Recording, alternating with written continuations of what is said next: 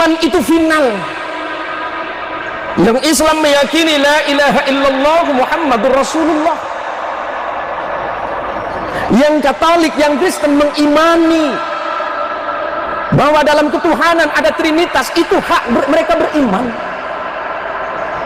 Bahkan Quran menginformasikan kepada kita betapa mulianya seorang nabi yang bernama Isa bin Maryam, yang diyakini sebagai salah satu nabi ulul azmi, sebagai nabi pembawa kabar berita sebelum datangnya Nabi Muhammad sallallahu alaihi wasallam.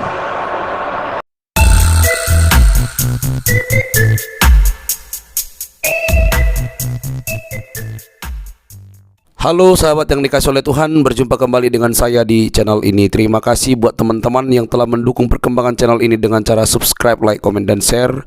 Tuhan memberkati kita. Sahabat yang dikasih oleh Tuhan, satu ceramah menggelegar dari seorang Ustadz Zain Muhsin di hadapan banyak orang ketika dia memberikan ceramah yang begitu menarik.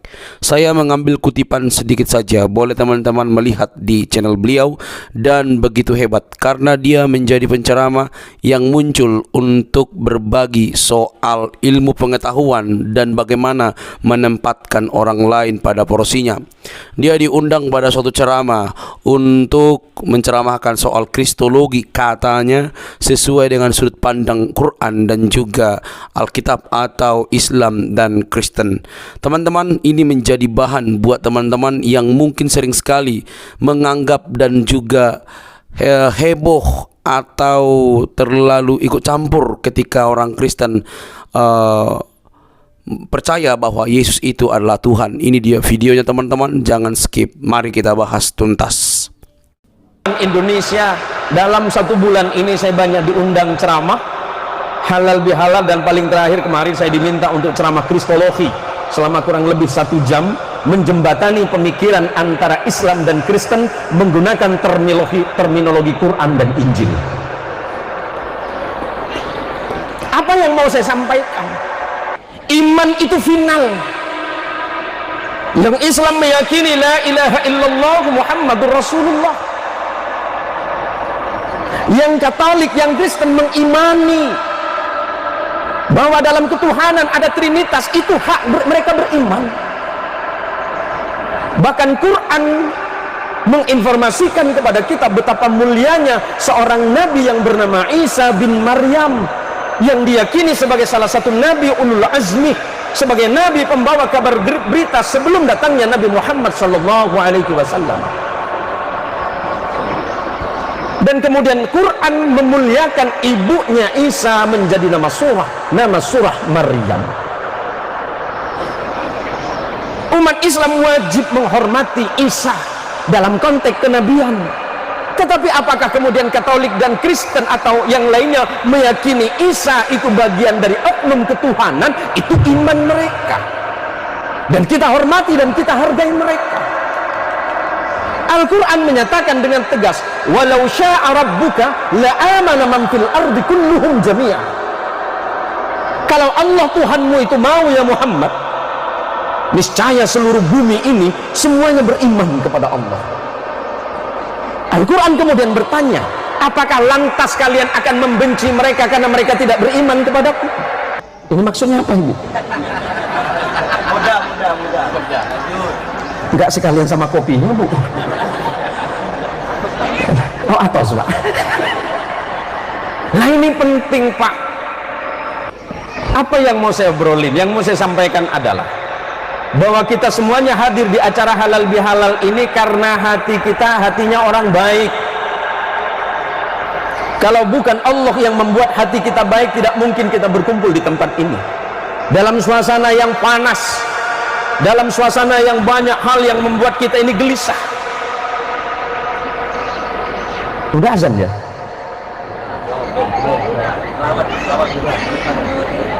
Ya main lanjut Pak, saya juga lapar nih Pak. Kita ini berbeda, tapi perbedaan jangan membuat kita saling bermusuhan di antara satu dengan yang lainnya. Bahkan yang paling penting bagi kita adalah bagaimana membangun kehidupan sosial masyarakat. Bukankah Allah Subhanahu wa ta'ala sudah sangat luar biasa memberikan kita nikmat? Allah memberikan kepada kita nikmat iman, nikmat sehat, nikmat sempat. Nikmat-nikmat yang ada yuk kita syukuri. Perbedaan yang ada itu sendiri adalah bagian dari nikmat Allah itu sendiri. Sebagai seorang muslim, saya ingatkan kepada saudaraku yang muslim, hargai dan hormati orang-orang yang ada di sekitarmu, walaupun mereka berbeda iman denganmu.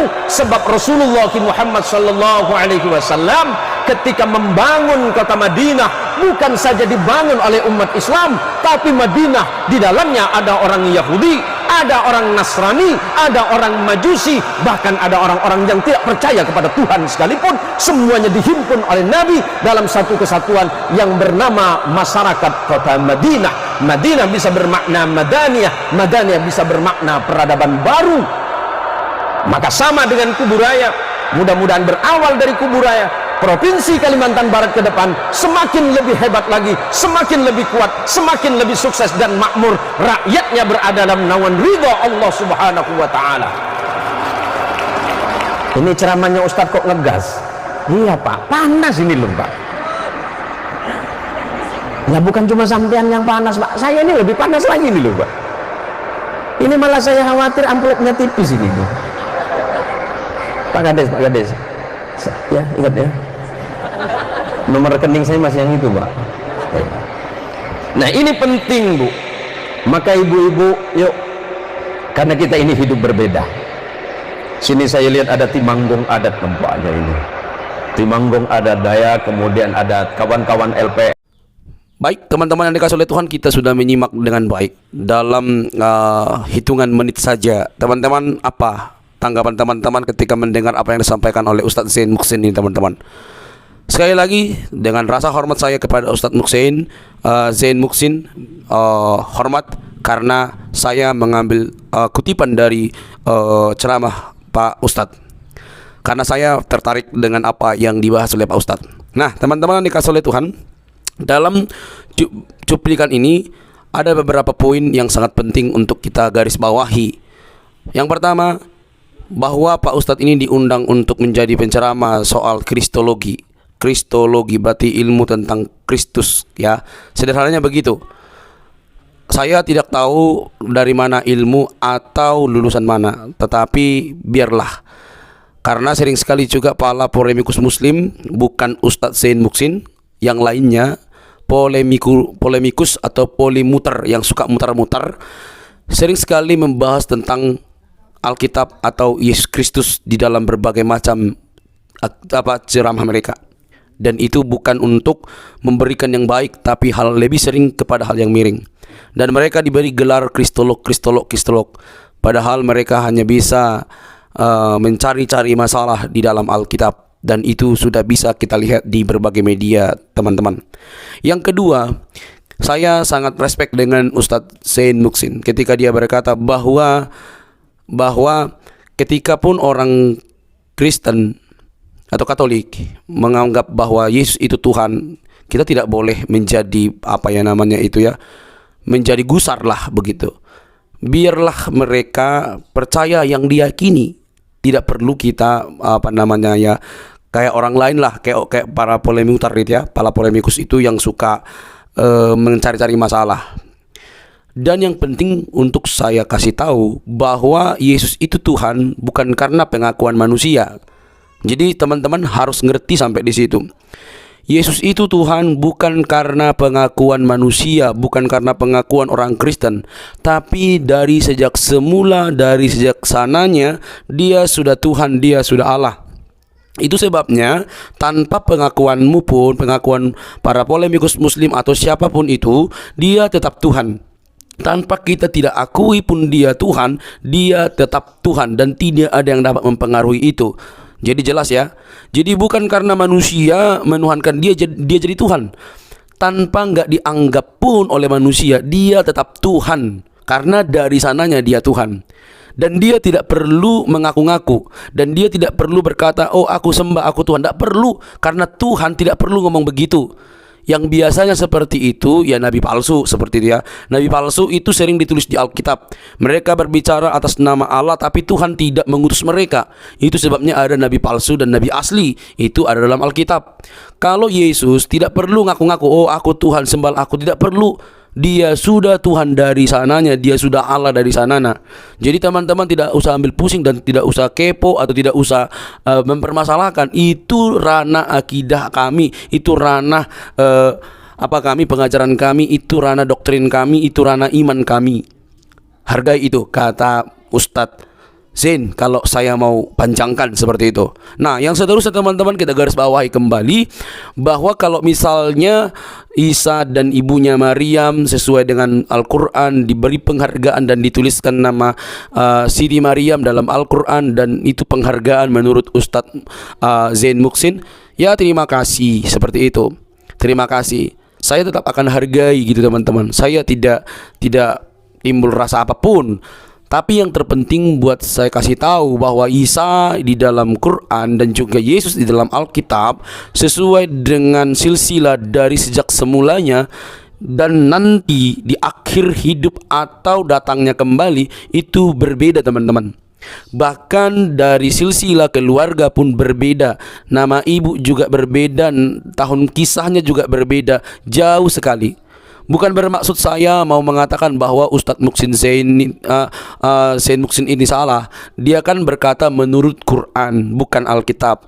Tetapi ketika dia mengatakan bahwa saudara-saudara kita Kristen menganggap bahwa Isa atau Yesus sesuai apa yang dikatakannya tadi, maka perlu kita kasih tahu juga bahwa Isa di dalam Al-Quran sesuai dengan pandangan Muslim dengan Kristen itu, Kristen Yesus itu berbeda teman-teman.